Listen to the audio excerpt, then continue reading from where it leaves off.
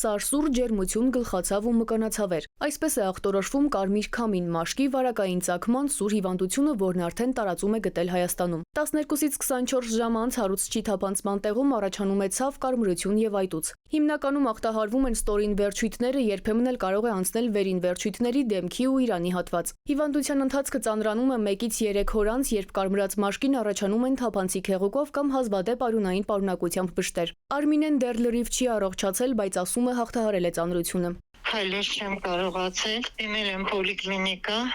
ուղղորդել են ինֆեկցիոն հիվանդանոց ստացիոնար բուժման։ Բուժվել եմ, դուրս եմ գրել, բայց դեռ լրիվ լավացում չի եղել։ Բուժումը շարունակել ենք պոլիկլինիկայում։ Բազմաթիվ անտիբիոտիկներ եմ ընդունել,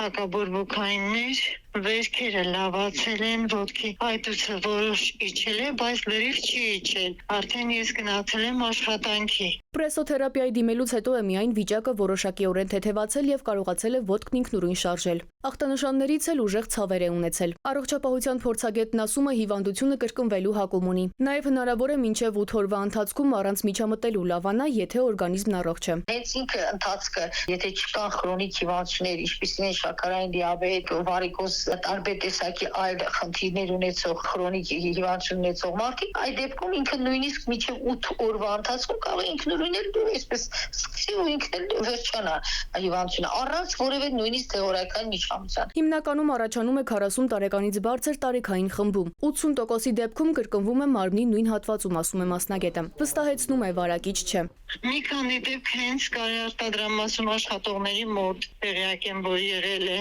Այսինքն հավանական է երկարատև նստակյաց վիճակը նպաստում է դրան։ Հարկավոր է բավարար ուշադրություն դարձնել նաև քերծվածքներին, ըստ մասնագետի դրանք եւս կարող են վարակի առաջացման պատճառ դառնալ։ Հորդորում են խուսափել տեղային քսուկների կամ լուծույթների կիրառումից, հարկ եղած դեպքում էլ դիմել վարակաբանի։ Սիլվի Մուրադյան, ժամը լրատվական։